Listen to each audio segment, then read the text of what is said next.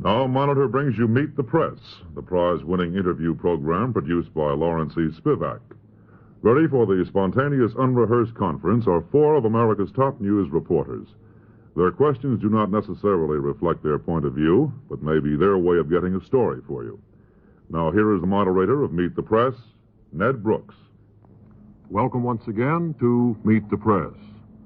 Our program comes to you today from Miami, and our guest is Democratic Senator George Smathers of Florida.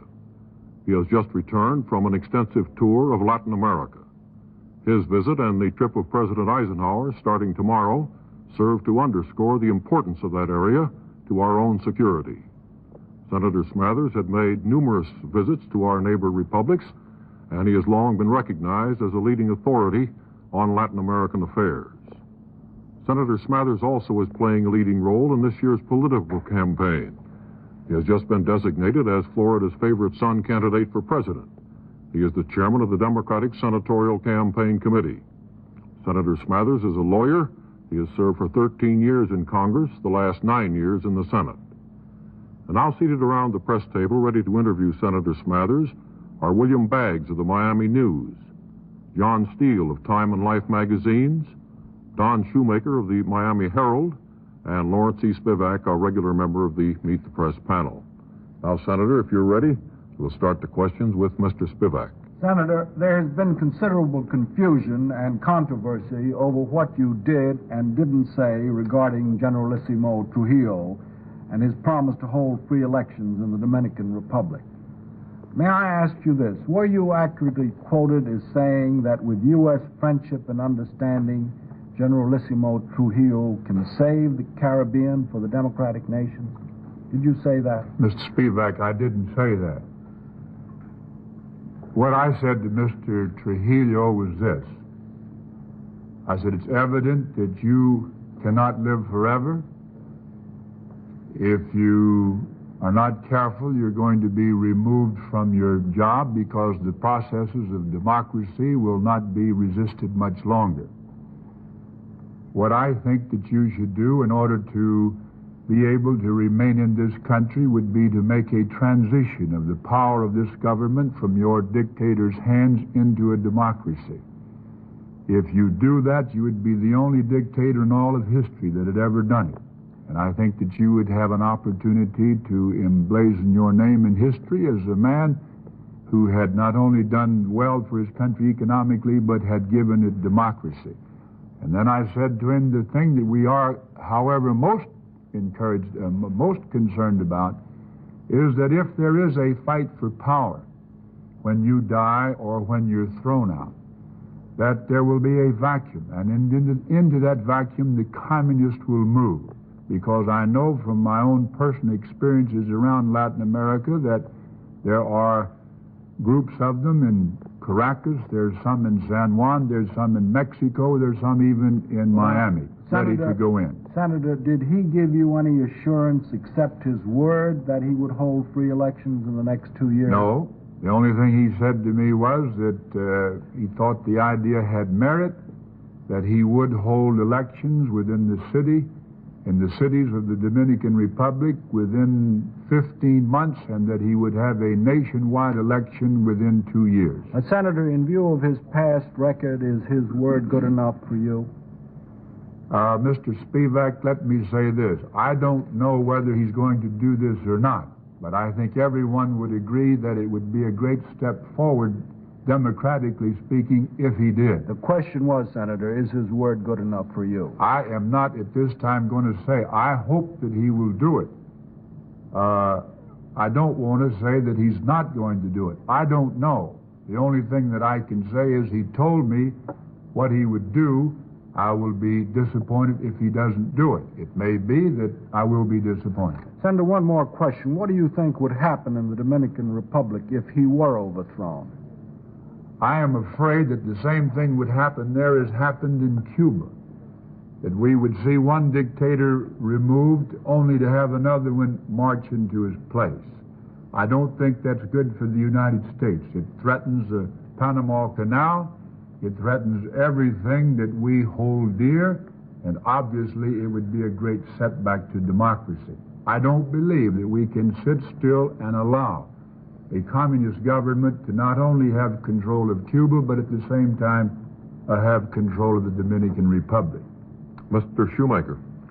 Senator, relating that to this question of Dominican to Cuba, under the Caracas Declaration of 1954, which covered the extension of the communist system of this hemisphere, the United States could call for collective action by the Organization of the American States in the Cuban question. Now, in view of the situation in Cuba, as you just described it, you think it's time to consider some joint action? I certainly do, Mr. Shoemaker, and as a matter of fact, I have recommended that to our Department of State and to members of the Foreign Relations Committee of the United States Senate. I think the time has come when we should take all the information which we have about the Cuban government and turn that over to the Organization of American States so that they can invoke the Caracas resolution and determine for themselves whether or not it is a communist-dominated government, and if it is, then of course the OAS would have to take some action. Well, some people have said the OAS is too weak to take action. Should we take unilateral action? I don't believe we should take unilateral action, no. I think we should act in concert with our neighbors, because as a matter of fact, the loss of liberty in Cuba is not just a matter which concerns the United States. It's a matter which concerns every democratic government in Latin America and, for that matter, throughout the world. The question of dictatorship is not limited in its impact to one country. It's limited, it is unlimited. It affects everyone, and therefore we should act in concert with respect to Cuba. Is Cuba as much a dictatorship as the Dominican? In my own judgment, I see no particular difference. You don't have elections in either one. As a matter of fact, you don't have any private property now, according to today's paper in the Cuban government. You have there an indoctrination of the school children, such as we've seen in the Soviet Union.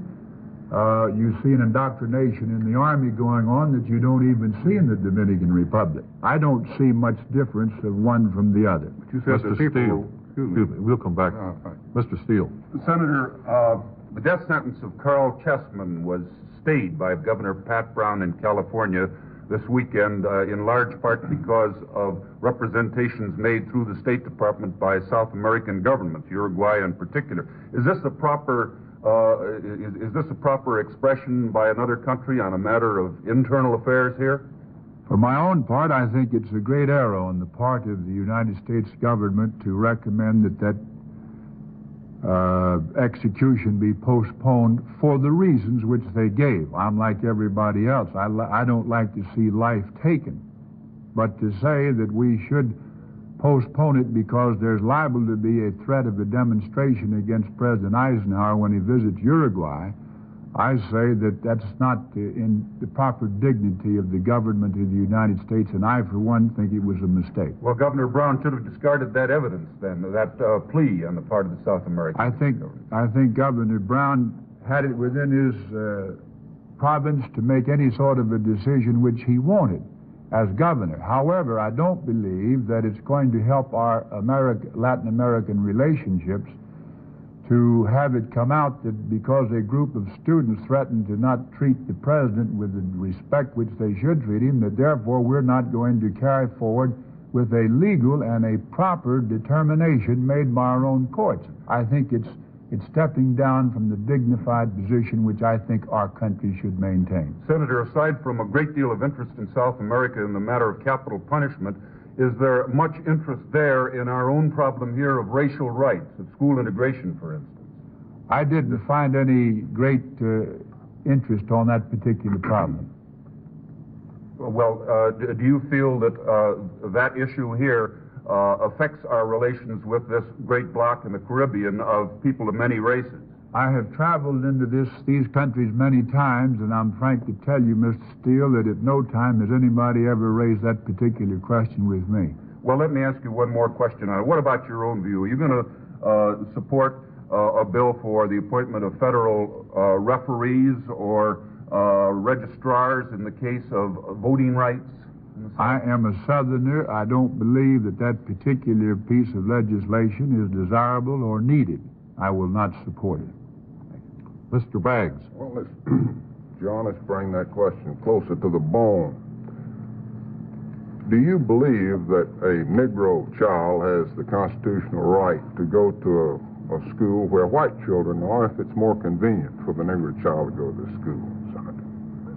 Mr. Baggs, let me say that I think we understand our viewpoints on this particular thing. I believe that we have sufficient laws right now on the books, and I believe that we have been meeting in the South, we have been meeting the problem of proper schools for both Negro and white children. And I cannot help but believe that if we were permitted to go follow our regular course, that in time, in a short time, this problem would very well take care of itself, not only with respect to the quality of the schools, and nobody for a moment suggests that the Negro children should not have as good a schools as the white, but I think that in local areas you'd find that there would be some communities where there would be no objection to colored children attending schools with white children.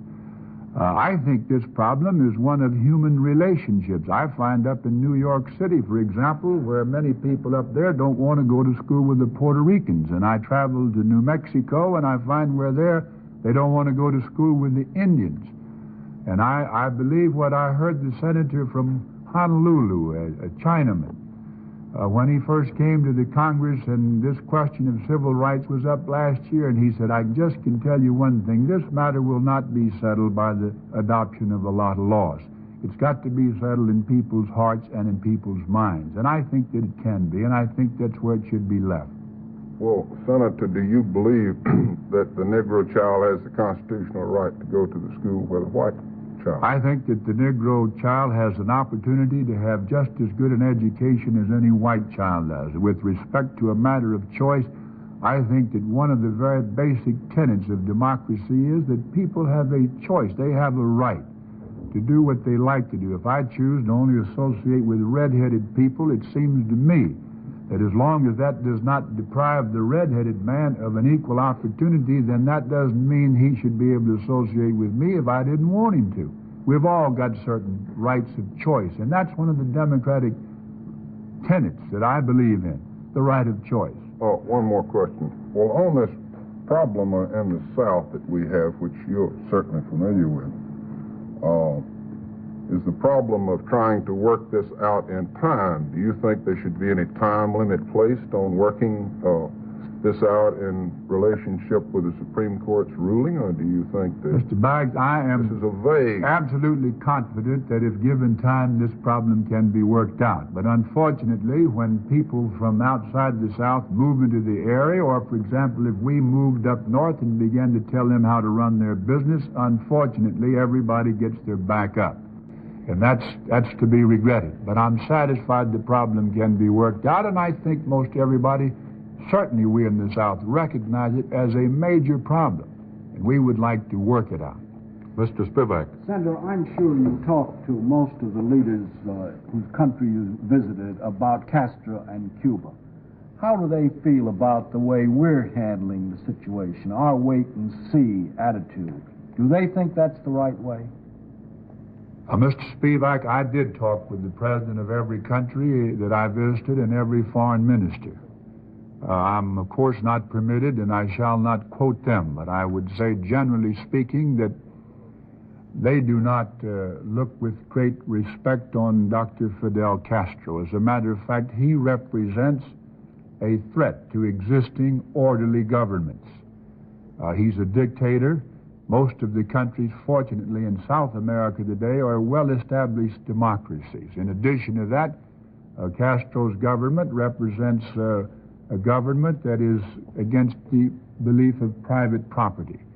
It's in some ways, well, anyway, it's the kind of government that is against most everything that these democratic governments stand for. So I cannot help but feel, from my observations and talks with these people, that they think the time has come when we should deal with the government of Cuba more firmly. Senator, I'd like to get your opinion on what we ought to do. When he was in Cuba, Mr. McCoyon said Russia was willing to sell warplanes to Cuba. Now, if Russia should do that, what do you think we can and should do about that, since obviously the idea would be to stir up as much trouble in this hemisphere as possible? I think it would be a very dangerous situation, Mr. Spivak, if Castro's government got control of modern warplanes. We must remember that that government has already run an invasion against Panama. It was repulsed. He's run an invasion against 3 other countries, all of which were repulsed. But if he has modern equipment, jet planes and modern guns, why, there's no telling what he would do. He's already run this invasion against Panama. He'd probably try it again. Yeah, but, Senator, the question was, what do you think we should do if there is an attempt of that kind? I think that we must begin right away to cease cooperating with the government of Cuba. I believe that under no condition should we send our ambassador back. I think we should hold up the sugar payments. I believe that we should, as I said earlier, turn this information over to the Organization of American States as to how many communists there are in Cuba and what the government is doing, and see if we cannot get the Organization of American States now to join with us before he gets this equipment from the Soviet Union. Suppose we did something about that sugar quota, and suppose Castro then tried to get us out of that naval base at Guantanamo, is it? Guantanamo base. Now, if that base were threatened by Cuba, what would we do? Well, I don't believe that under any circumstances, and I've talked with the Chief of Staff of the Navy about this, that they could move us out of Guantanamo Bay. I don't think under any condition should we offer to get out or should we move out, and they can't push us out. I think we must hold that, and I think that we will hold it. And I certainly hope that the times come when, now that in the minds of most of the people of Latin America, Castro has been properly identified. If he's not a communist himself, certainly his government is carrying on the communist program. Now that he's been identified, I'm satisfied that most of the countries of Latin America are just as worried about him as are we. Mr. Shoemaker. What is your view, Senator, of the President's trip coming up tomorrow? Isn't this a little tardy, his getting down to Latin America? Well, I would say this, Mr. Shoemaker, I would have hoped that he would have gone there sooner, but I'm certain he felt he had good reasons for not going. However, I'm delighted that he's now going. I think it'll do a great deal of good. What kind of reception would you anticipate his having? I think he'll be warmly and affectionately received in every one of the countries into which he goes. Could I change the subject just a little bit to something domestic at home? Senator, you're Florida's favorite son without apparent opposition in the primary. And if in the unhappy event you shouldn't get the nomination on an early ballot, would you use your influence to direct the Florida delegation to Kennedy, Johnson, Symington, or where? Mr. Shoemaker, that, of course, is a very difficult question for a fellow senator to answer. What we will do after they've paid me a courtesy vote as Florida's favorite son is that we will sit together in council and endeavor to make a decision which we believe will be in the best interest of Florida and the nation. Whether that would mean that we go for Kennedy, Johnson, or Symington, I now could not say.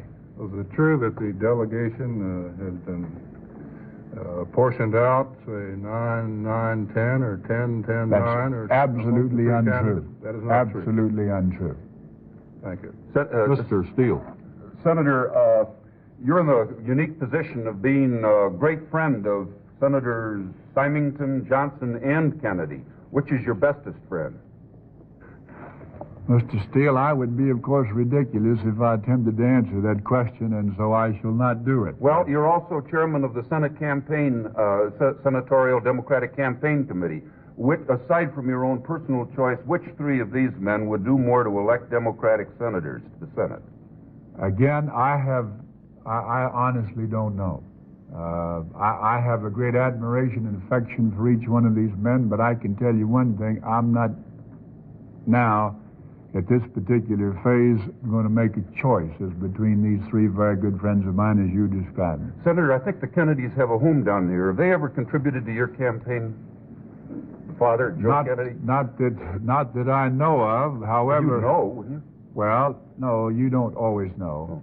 But I would certainly welcome it, and I have to run again in 62. We might suggest that to them. Well, is there any alliance between you and Jack Kennedy? I mean, is this an understanding that maybe once your favorite son designation is through that you will support him? There is no alliance at all, whatever, Mr. Steele. Jack Kennedy is a very dear friend of mine. I respect him highly. I think he's a very able fellow, but there's no agreement, no alliance, no understanding at all. Senator, you noted a moment ago that you're a Southerner. Do you think that the chances for the nomination of Senator Lyndon Johnson of Texas have been improved, or have they deteriorated as a result of his activity on behalf of the Civil Rights Bill, which you oppose? I think that probably overall they may have been improved, because I think that possibly a lot of people up north and the far west would approve of his leadership in this present civil rights fight. He has lost no Southern strength as a result Oh, of it? he has lost some Southern strength. There's no question about that. But in the final analysis, I don't know. I think most Southerners will finally conclude that, after all, Lyndon Johnson is himself sort of a Southerner. He's certainly a reasonable man. Those states which have indicated they're going to be for him, I think probably they will continue to be for him, even though they don't like what he's doing right at the moment. Mr. Baggs. Senator, didn't you at one time make the remark, or some imaginative reporter make it for you, that no Southerner could be elected president? I made that remark, Mr. Baggs, myself. I'd said that I didn't think that a Southerner could get on the ticket. However, I excluded at that time Lyndon Johnson. Well, he's got more cowboy boots and magnolia around him. Well, I would say this with respect to that whole question. I think the real issue is not how Lyndon Johnson got the Civil Rights Bill up before the Senate, but the determination of the South will be made about Lyndon Johnson when they see finally what kind of a bill comes out of there. There are only 22 Southerners, senators. There are roughly, 80 or 78 on the other side. So actually, in fact, most any kind of a bill could be passed by a majority, or 3/4 for that matter, of the Senate. So I think that the Southerners are, on the final analysis, going to determine what kind of a bill is finally passed, how punitive it is. Because if it's not a real tough bill, frankly, it'll be because Lyndon Johnson has exercised considerable reasonableness and fairness with respect to both sides of that question. You don't consider Texas the South, then? Well, I presume, I always have thought of it as sort of west. It's getting further west as this campaign goes on. Mr. Spivak. And the Republicans won Florida in the national elections in 52 and 56. Are they going to win again in 60? Mr. Spivak, I don't believe so, and certainly I hope not. But I would say this, that Vice President Nixon has many friends here, and certainly in this area, and he's strong in the state. And that in order to defeat him, we're going to have to get a good combination of candidates, and the Democratic Party in the state's going to have to hang together. Now, when you say a good combination of candidates, what do you mean by that? Are there some of the men who are being mentioned who wouldn't be as good as others in Florida? Mr. Spivak, I don't want to, again, get involved indirectly in making a choice as to whom I think is the best candidate. But Senator, you know the grassroots of the state. You know who can do better than another man, and isn't it part of your job to let the people know just who is most likely to win?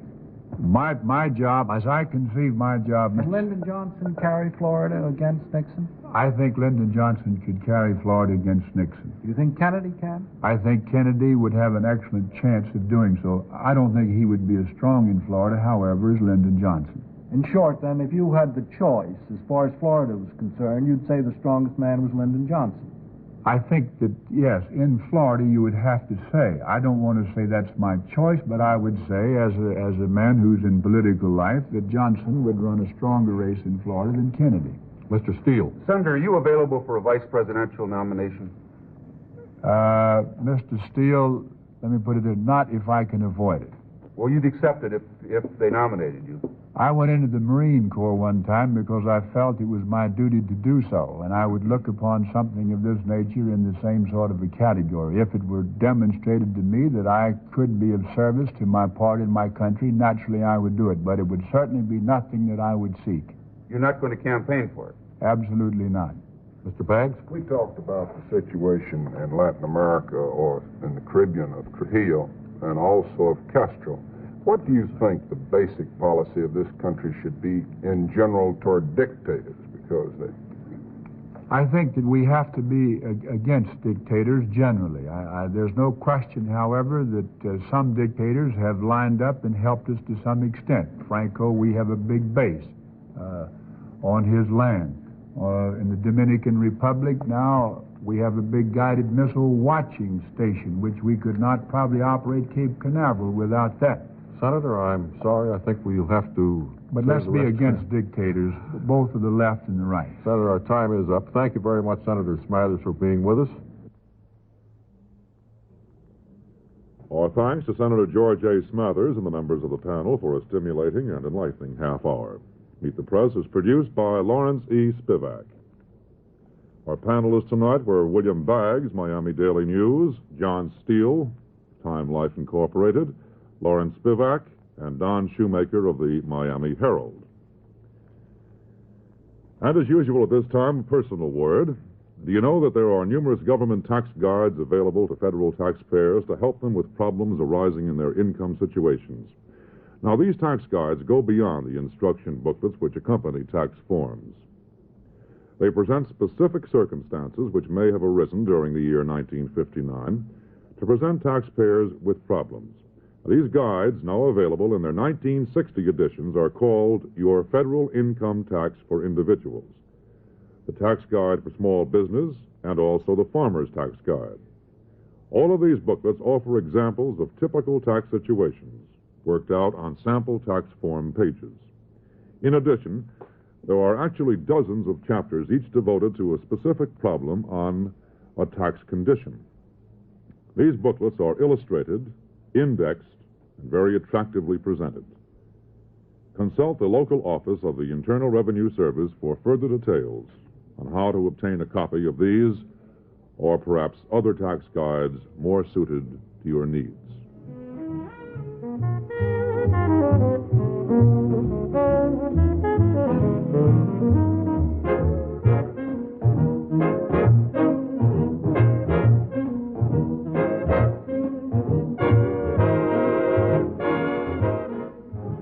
And so saying, I find that a correct audit of my book shows that the minutes and the hours here have all been spent for this week, and it's time for me to say goodnight. By the way, parts of the preceding hour were pre-recorded. News follows in just a moment. I hope we'll find you here next week at the very same time. May the days between be pleasant at both your home and at mine. This is Bill Hanrahan, who was substituted for Ben Grauer, saying goodnight. This is Monitor, NBC's weekend radio service.